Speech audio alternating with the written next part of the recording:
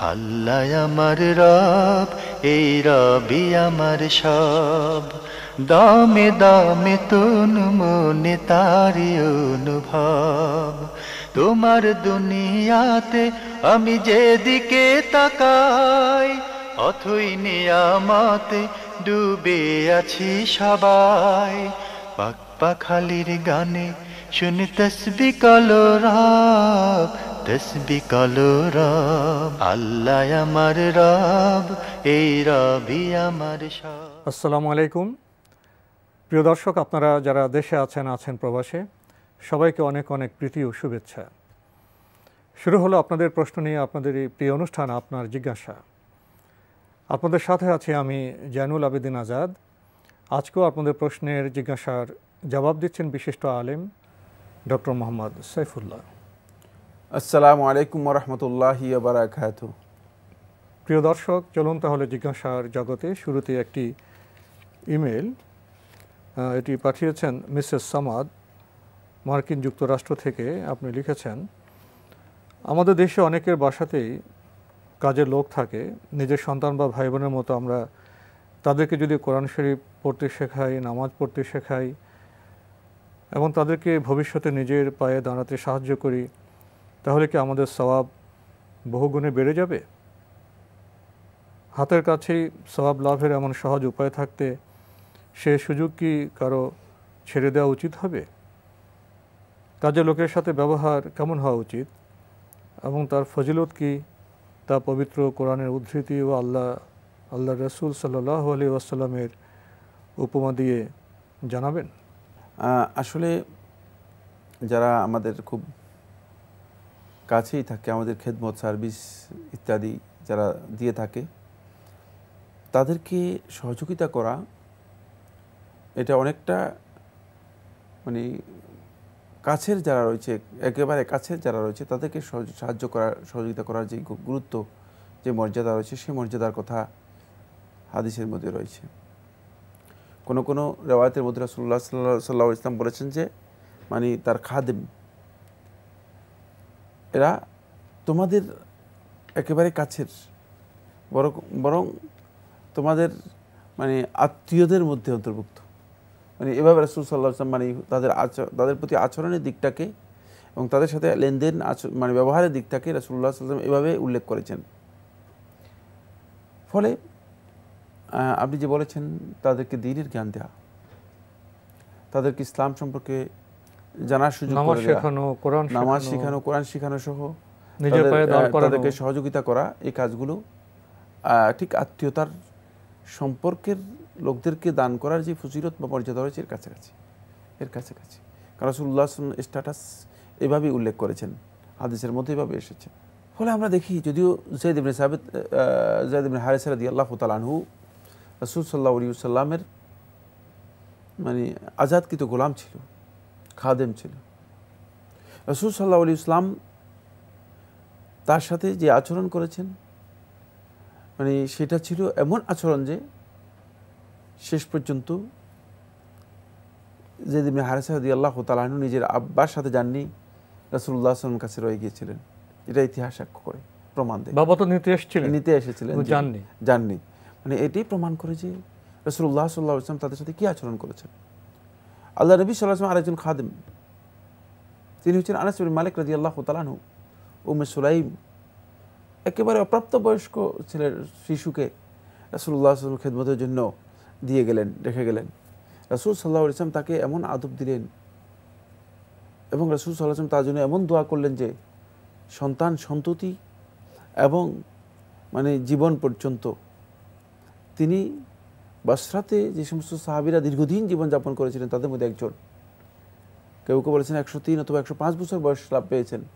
সন্তান সন্ততি সম্পদে মানে তিনি এত বেশি সমৃদ্ধ এবং প্রাচুর্যের মধ্যে ছিলেন যে এত প্রাচুর্য লাভ করতে পেরেছিলেন যে মানে যেটি মানে তার জীবনী পড়লে একজন লোক উপলব্ধি করতে পারবে। আল্লাহ রাসূল সাল্লাল্লাহু আলাইহি ওয়াসাল্লামের খেদমত করার কারণে আল্লাহ রাসূল সাল্লাল্লাহু আলাইহি ওয়াসাল্লাম তাকে সেভাবে মানে দিক নির্দেশনা দিয়েছেন এবং সেই ধরনের আচরণ করেছেন। তাই রাসূল সাল্লাল্লাহু আলাইহি ওয়াসাল্লামের জীবনী থেকে আমরা যদি উদাহরণ তালাশ করি, অনেক উদাহরণ রয়েছে যে যারা আমাদের আশেপাশে থেকে আমাদেরকে খেদমত করে, সার্ভিস দেয় এবং আমাদের কাজের জন্য সহায়তা করে তাদেরকে আমরা আর্থিকভাবে, নৈতিকভাবে এবং জ্ঞানের দিক থেকে তাদেরকে সহযোগিতা করা এটি আমাদের অত্যন্ত গুরুত্বপূর্ণ কাজ এবং এর সব কোনো সন্দেহ নেই যে অনেক গুণ আমরা লাভ করতে পারবো যদি সত্যিকারভাবে আমরা সেই ইখলাসের সাথে সেটা করতে পারি। মার্কিন যুক্তরাষ্ট্র থেকে আমাদের এই বোন যে বিষয়টির দিকে দৃষ্টি আকর্ষণ করলেন, অর্থাৎ যারা বাসায় কাজের লোক, আমাদের কাছের লোক, নিকটের লোক, তাদেরকে কোরআন শরীফ শেখানো, নামাজ পড়ানো এবং নিজের পায়ে দাঁড়াতে সাহায্য করার কাজ, এটা তো খুবই উত্তম কাজ। প্রসঙ্গত আমাদের সমাজের চিত্র আপনার সামনে তুলে ধরি। বাসায় যে কাজের লোক থাকে বা ড্রাইভার থাকে, তারা তো সকাল থেকে আপনার রাত পর্যন্ত কাজ করে থাকে। লক্ষ্য করা যায় তাদেরকে যেন আমরা আলাদা একটা শ্রেণী হিসেবে চিহ্নিত করেছি অনেকেই, যে তাদেরকে যখন ডাকি, কথা বলি অবজ্ঞার সুরে, ধমকের সুরে, এবং নিজের সন্তান ভুল করে, ছেলে মেয়ে ভুল করে ভেঙে ফেলে জিনিসপত্র, কিছুই বলা হয় না। তারাও তো মানুষ, কাজ করতে গিয়ে কখনো হাত থেকে পরে জিনিস ভাঙতে পারে, কোনো ভুলও হতে পারে। তাদের সাথে নির্মম আচরণ করা হয় কথায় এবং হাতে। এই কথাটি এজন্যই এখানে পেশ করলাম যে এখানে রাসূল সাল্লাল্লাহু আলাইহি ওয়াসাল্লামের উদাহরণ দিয়ে আপনি কথা বলেন। তিনি কি তার যারা খাদেম ছিল, তার সেবা করত, তাদেরকে কখনো, তার তো ভুল করত, কখনো ধমকের সঙ্গে কথা বলে? সাল্লাল্লাহু আলাইহি ওয়াসাল্লাম থেকে আনাস ইবনে মালিক রাদিয়াল্লাহু বর্ণনা করেন যে আমি রাসূলুল্লাহ সাল্লাল্লাহু আলাইহি ওয়াসাল্লাম 10 বছর পর্যন্ত খিদমত করেছি, সার্ভিস দিয়েছি। কোনোদিন এই কথা বলেননি যে কেন এই কাজ করনি বা কেন এই কাজ করেছো, ধমক দেন। এভাবে আল্লাহ নবী সাল্লাল্লাহু আলাইহি ওয়াসাল্লাম কাউকে ধমক দিতেন না বা দুর্ব্যবহার করতেন না। রাসূলুল্লাহ সাল্লাল্লাহু আলাইহি ওয়াসাল্লামের কাছ থেকে এটি প্রমাণিত হয়নি, বরং তিনি কোনো বিষয় সম্পর্কে যদি কাউকে বোঝানোর জন্য প্রয়োজন মনে করতেন, তিনি সেটাকে রিপিট করতেন, কিন্তু তাকে বুঝিয়ে দিতেন। সেখানে অভিভাবকের যে ভূমিকা রয়েছে সে ভূমিকা তিনি পালন করতেন, কিন্তু তিনি কোনোভাবেই তাদেরকে দুর্ব্যবহার করে অথবা গালিগালাজ করে, নির্যাতন, নিপীড়ন তিনি করতেন না। ফলে রাসূলুল্লাহ সাল্লাল্লাহু আলাইহি ওয়াসাল্লামের অন্যতম বৈশিষ্ট্য সহিহ বুখারী হাদিসের মধ্যে যেভাবে বর্ণনা এসেছে, লাম ইয়াকুন সাব্বাবান ওয়ালা ফাহাশান ওয়ালা লাআনান। রাসূলুল্লাহ সাল্লাল্লাহু আলাইহি ওয়াসাল্লাম ছিলেন না, তিনি গালিগালাজ করতেন না, গালিগালাজকারী। মানে সাহাবীদের মধ্যে সাহাবীরা কথা মানে কোনো সময় আল্লাহ নবী সাল্লাল্লাহু আলাইহি ওয়াসাল্লাম মুখ থেকে যে এই গালিটা পেয়েছেন এর কোনো দলিল নেই। কারণ এই যে প্রায় 1,14-15 হাজার সাহাবী যারা আল্লাহ নবী সাল্লাল্লাহু আলাইহি ওয়াসাল্লামের জীবদ্দশায় তাকে দেখেছেন, ইসলাম গ্রহণ করেছেন, এরা কেউ রাসূল সাল্লাল্লাহু আলাইহি ওয়াসাল্লামের কাছ থেকে যদি একটা দিন যদি একটা গালি শুনতেন, অবশ্যই বলতেন যে রাসূল সাল্লাল্লাহু আলাইহি ওয়াসাল্লাম এই গালি দিয়েছেন আমাকে। এখানে আরেকটি বিষয় আপনার সামনে পেশ করতে চাই। বর্তমান সময়ে দেখা যায় আমাদের সমাজে যারা কাজের লোক থাকে, কাজের মহিলা থাকে, তাদের থেকে শুধু সেবা পেতেই চায়। তারাও তো মানুষ, তাদের সুস্থতা অসুস্থতা আছে, তাদের মনের ভালো মন্দ আছে, তো আমাকে সেগুলোর খবর নিই না। অথচ রাসূল সাল্লাল্লাহু আলাইহি ওয়াসাল্লামকে আমরা দেখেছি যারা তার সেবা করতেন তাদের সাথে তো তিনি উদার আচরণ করতেন, এবং তিনি এখানে আরেকটি কাজ করতেন, যেটা হলো এরকম যে তিনি তাদেরও খোঁজ নিতেন এবং প্রয়োজনে তাদেরও সেবা করতেন। তো আমরা তো কি এটা চিন্তা করি যে কাজের লোক, তারও কোনো সেবার প্রয়োজন আছে, তার যে অসুস্থ হয় তখন তার সেবার প্রয়োজন আছে, তার খোঁজখবর নেওয়ার দরকার আছে, তারও ভালো মন্দ কিছু খাওয়ার বিষয় আছে। এই পার্থক্যটা যে হয়ে যায়, তাহলে আমরা কি সঠিক উম্মত হতে পারি? না, রাসূলুল্লাহ সাল্লাল্লাহু আলাইহি ওয়াসাল্লাম অনুসরণের মধ্যে মূলত আমাদের জন্য একমাত্র উত্তম আদর্শ রয়েছে। আমরা দেখেছি রাসূলুল্লাহ সাল্লাল্লাহু আলাইহি ওয়াসাল্লাম মানে কাজের লোক যারা আছে তাদের সাথে কী ধরনের আচরণ করেছেন, তাদের রাসূলুল্লাহ সাল্লাল্লাহু আলাইহি ওয়াসাল্লাম কী ব্যবহার করেছেন এবং কীভাবে রাসূলুল্লাহ সাল্লাল্লাহু আলাইহি ওয়াসাল্লাম তাদের প্রতি আচরণ করেছেন।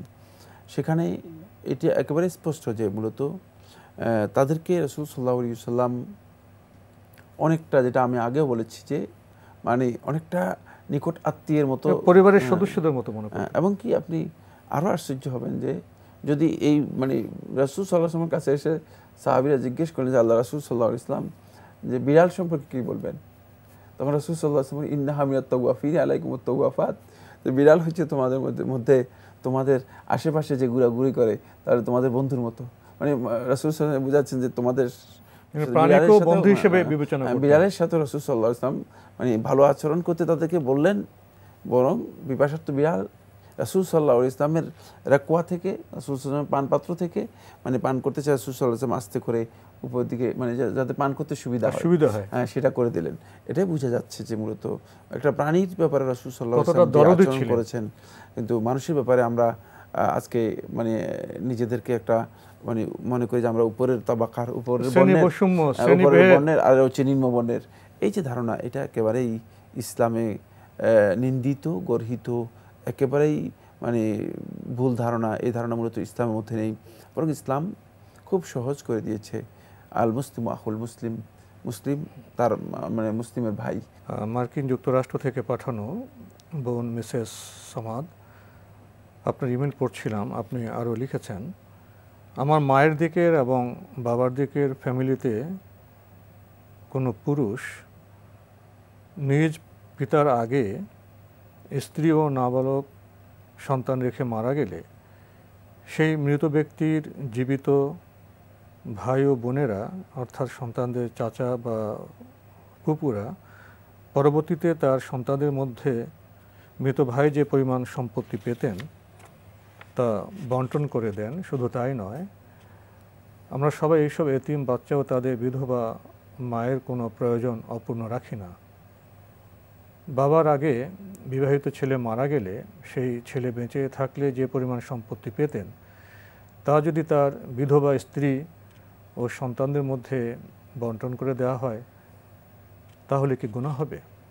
এই কাজটি যদি ওয়ারিশরা সবাই সম্মতিক্রমে খুশি মনে তারা যদি মানে এতটুকু অংশ তাকে দান করে দেন, তাহলে ওয়ারিসদের জন্য এটি জায়েজ রয়েছে।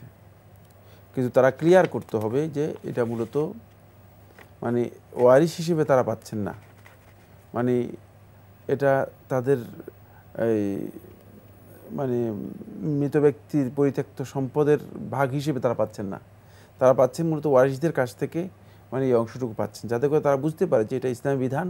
এখানে এই ইসলাম বিধানকে মানে ইচ্ছাকৃতভাবে চেঞ্জ করার পরিবর্তন করার অধিকার কারণেই। যদি কেউ মনে করেন যে আমি ইসলাম বিধানকে পরিবর্তন করে দিব আমার ইচ্ছা মতো, না, সেটা শুদ্ধ হবে না। আপনাকে ক্লিয়ার হতে হবে যে যদি ওয়ারিসরা অন্যরা বলে যে না আমরা দেব না, এখন আপনি যদি বলেন যে না দিতে হবে, তাহলে কিন্তু সেটা গুনাহগার, বিধান লঙ্ঘন হবে, গুনাহগার হয়ে যাবেন। এই জন্য সমস্ত ওয়ারিসগণ এইটা যদি মানে ঐক্যমতে হয় যে হ্যাঁ ঠিক আছে আমরা এই অংশটুকু তাদেরকে দান করে দিব, আমরা এই অংশটুকু নিব না, তাহলে এই কাজটি জায়েজ রয়েছে, না জায়েজ নয়, এটি দান করা জায়েজ। বাকি সবার সর্বসম্মতিক্রমে এটি সিদ্ধান্ত হতে হবে। যদি একজন বলে যে না আমি দিব না, তাহলে সেখানে শরিয়া অনুযায়ী বর্ণন করাই হচ্ছে বিধান। এবার আমাদের হাতে একটি চিঠি, যিনি পাঠিয়েছেন নাম প্রকাশে অনিচ্ছুক, লিখেছেন, ব্যাংকিং সুদকে হারাম মনে না করায় আমি মেয়েদের বিয়েতে ফিক্সড করে রাখা টাকায় সুদসহ গহনা বানিয়ে দিয়েছিলাম। এরপর আমি তওবা করেছি, আমি এখন কোনো রকম সুদ গ্রহণ করি না, কিন্তু বর্তমানে আমার আর্থিক প্রয়োজনে মেয়েরা সে গহনা বিক্রি করে আমাকে সাহায্য করতে চাচ্ছে। আমি কি সেই টাকা নিতে পারবো? অর্থাৎ সেই টাকা নিলে সুদ খাওয়ার গুনাহ হবে কি? না, সুদ খাওয়ার গুনাহ হবে কেন? তারা যদি তাদের গহনা বিক্রি করে আপনাকে দেয় তাহলে সুদ খাওয়ার গুনাহ হবে না, এবং আপনার জন্য জায়েজ আছে, আপনি সেটা গ্রহণ করতে পারেন। তবে আপনি আগে যে কাজটি করেছেন এটি হারাম ছিল, সেটা ভুল ছিল, এই জন্য আল্লাহ রাব্বুল আলামিনের কাছে তওবা করুন। জি, তওবা করেছেন, এবং এখন তিনি খুবই মানে নিয়ম মানার চেষ্টা করছেন, কোনো সুদও গ্রহণ করেন না। তাহলে ওনার মেয়েরা যদি গহনা বিক্রি করে ওনাকে অর্থ দেন তাহলে উনি সেটা নিতে পারেন, গুনাহ হবে না। আপনি আরেকটি প্রশ্ন করেছেন, আমি তাহাজ্জুদ নামাজ পড়ি, আমি শুনেছি তাহাজ্জুদ নামাজ বড় বড় সূরা দিয়ে পড়তে হয়, কিন্তু বড় সূরা মাত্র কয়েকটা জানা থাকায় প্রতিদিন প্রায় একই সূরা পড়তে হয়। প্রতিদিন একই সূরা পড়লে অসুবিধা আছে কি? তাছাড়া আমি আরও জানি যে প্রথম রাকাতে বড় এবং দ্বিতীয় রাকাতে তার চেয়ে ছোট সূরা ক্রম অনুযায়ী পড়তে হবে, কিন্তু ক্রম অনুযায়ী ছোট সূরা আগে এবং পরে যদি বড় সূরা আসে তা পড়া যাবে কি? আর পুরো নামাজেই ক্রম অনুযায়ী হতে হবে, নাকি দ্বিতীয় রাকাত পরে সালাম ফিরিয়ে নতুন ক্রম অনুযায়ী পড়া যাবে? কয়েকটি প্রশ্ন একসাথে করেছেন। প্রথম কথা হচ্ছে তাহাজ্জুদের সালাতের মধ্যে বড় সূরা দীর্ঘ কেরাত রাসূলুল্লাহ সাল্লাল্লাহু আলাইহি ওয়াসাল্লামের সুন্নাহ, কোনো সন্দেহ নেই, কিন্তু সেটা যদি জানা থাকে আপনার কাছে, আপনি জানা থাকলে আপনি সেভাবে পড়বেন, আর যদি জানা না থাকে তাহলে আপনি ছোট সূরাও পড়তে পারেন, কোনো অসুবিধা নেই। 2 নম্বর হচ্ছে, এরপর আপনি জানতে চেয়েছেন যে আপনি প্রায় মানে অল্প কয়টা সূরা জানার কারণে বেশিরভাগ রিপিট করেন, এতে কোনো অসুবিধা নেই। একই মানে সূরা 2 রাকাতেও আপনি রিপিট করতে পারেন, কোনো অসুবিধা নেই। একই সূরা একই রাকাতের মধ্যে ক্রম বজায় রাখাটা এটা বাধ্যতামূলক নয়, যদি রাখতে পারেন রাখলেন। সুতরাং আপনি রিপিট করলেও কোনো অসুবিধা নেই, সেটা করতে পারেন। কোরআনে কারীমের এই তেলাওয়াত সালাতের মধ্যে এইভাবে জায়েজ রয়েছে।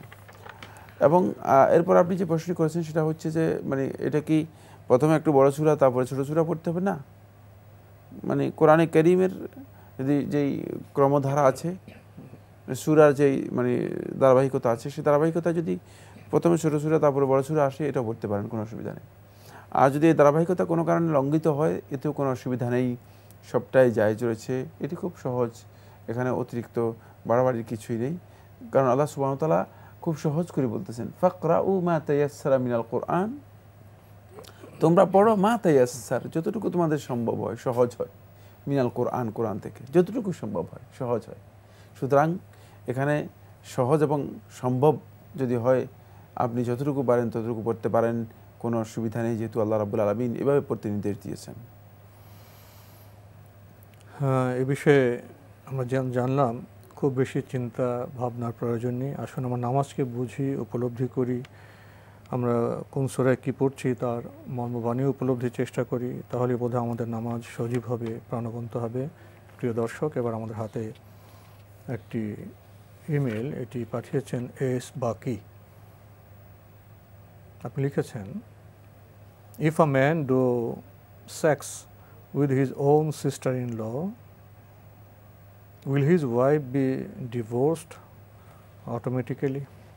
না, এটা অটোমেটিক বিষয় না, অটোমেটিক্যালি হবে না। ইসলাম এই ধরনের কোনো বিধান তার এই ধরনের অটোমেটিক বিধান দেয়। একজনের পাপে আরেকজন কেন শাস্তি পাবে? এখানে ডিভোর্স এর মাধ্যমে হবে না, তবে কাজটি হারাম, গর্হিত কাজ, অত্যন্ত নোংরা কাজ। তাই যিনি করেছেন তিনি সত্যিকার অর্থে বড় ধরনের পাপে লিপ্ত হয়েছেন। যতক্ষণ পর্যন্ত তওবা না করবেন ততক্ষণ পর্যন্ত তিনি গুনাহগার হলেন, বড় ধরনের কবিরা গুনাহে লিপ্ত হলেন। কারণ ইন্নাহা, এইটাকে আল্লাহ সুবহানাহু ওয়া তাআলা কোরআনে কারীমের মধ্যে বলেছেন যে এটি একেবারে আল্লাহ তাআলার অসন্তুষ্টির কাজ, ওয়াসা আস-সাবিলা, এবং এটি খুব নিকৃষ্টতম একটা পন্থা। এই কাজটা নিকৃষ্টতম একটা পথ, এই দিকে মূলত একজন সত্যিকার আল্লাহর বান্দা ধাবিত হতে পারে না। প্রিয় দর্শক, এবার আমাদের হাতে আরও একটি ইমেল, এটি পাঠিয়েছেন তারেক ইসলাম। আপনি ইংরেজি হরফে বাংলা ইমেলটি করেছেন, লিখেছেন, ধন্যবাদ জানাই এনটিভি কর্তৃপক্ষকে এমন একটি প্রোগ্রামের জন্য যা দ্বারা আমরা উপকৃত হচ্ছি। তারপর সম্মানিত উপস্থাপক ও আমার প্রিয় শেখ ডক্টর সাইফুল্লাহকে জানাই আমাদের বাংলাদেশের মুসলিমদেরকে সঠিক ইসলামের দাওয়াত পৌঁছে দিচ্ছেন। এরপর আপনি লিখেছেন, আল্লাহ আপনাদের উত্তম প্রতিদান দান করুন। ভাই, ইংরেজি হরফে বাংলা লিখলে পড়তে একটু সমস্যা হয়, তো আমরা আপনার মূল অভিব্যক্তি বুঝতে পেরেছি। আপনি প্রোগ্রামকে ভালোবাসেন এবং আমাদের জন্য আপনি দোয়া করেছেন, আমরাও তার জন্য দোয়া করি। আর কিছু বলবেন? এটা তো আসলে কোনো প্রশ্ন নেই, আপনার একটু অনুভূতি প্রকাশ করেছেন, ধন্যবাদ আপনাকে। প্রিয় দর্শক, আমরা আজকে আর চিঠি নিতে পারছি না সময়ের কারণে, এখানে শেষ করতে হচ্ছে। আপনাকে অনেক ধন্যবাদ। আপনাকে অশেষ ধন্যবাদ। প্রিয় দর্শক, একটু আগে যে আমরা ইংরেজি হরফের বাংলা ইমেলটি পড়লাম, এখানে একটা আকাঙ্ক্ষার প্রকাশ হয়েছে, ভালোবাসার প্রকাশ হয়েছে, এবং সেটা ইসলামের কারণেই। আমরা পরিবারে যারা বসবাস করছি, ছোট বড়, পিতা মাতা, সন্তান সন্ততি, আমরা যদি ইসলামকে পালন করি, ইসলামকে মেনে নেই, তাহলে আমাদের আচরণে যে সৌন্দর্য এবং যে পবিত্রতা ফুটে উঠবে, তাতে দেখা যাবে আমরা সবাই সবার শুভাকাঙ্ক্ষী হচ্ছি, সবাই সবার জন্য দোয়া করছি। ইসলামের এই পবিত্রতা এবং সৌরভ যখন পরিবারের সমাজে ছড়িয়ে পড়বে, তখন মুসলিম হিসেবে আমরা গর্ব অনুভব করব, যেটা আমরা আজকে অনেক ক্ষেত্রে করতে পারছি না। আসুন, এক্ষেত্রে আমরা আরও সচেতন হই। চিঠি লিখুন, প্রশ্ন পাঠান আমাদের ঠিকানায়। পরিচালক আপনার জিজ্ঞাসা, এনটিভি, বিএসসি ভবন, 7ম তলা, 102 কাজী নজরুল ইসলাম এভিনিউ, কারওয়ান বাজার, ঢাকা 1215। আপনারা ইমেলও করতে পারেন। আমাদের ইমেল অ্যাড্রেস আপনার জিজ্ঞাসা @ntvbd.com। প্রিয় দর্শক, আপনারা আমাদের অনুষ্ঠান এনটিভি অনলাইনেও দেখতে পারবেন। ভিজিট করুন www.ntvbd.com। দর্শক, আপনারা সবাই নিরাপদে থাকুন, থাকুন শান্তিতে। আসসালামু আলাইকুম। আল্লাহ আমার রব, এই রবি আমার সব, দামে দামে তন মনে তারি অনুভব। তোমার দুনিয়াতে আমি যেদিকে তাকাই, অথই নিয়ামতে ডুবে আছি সবাই।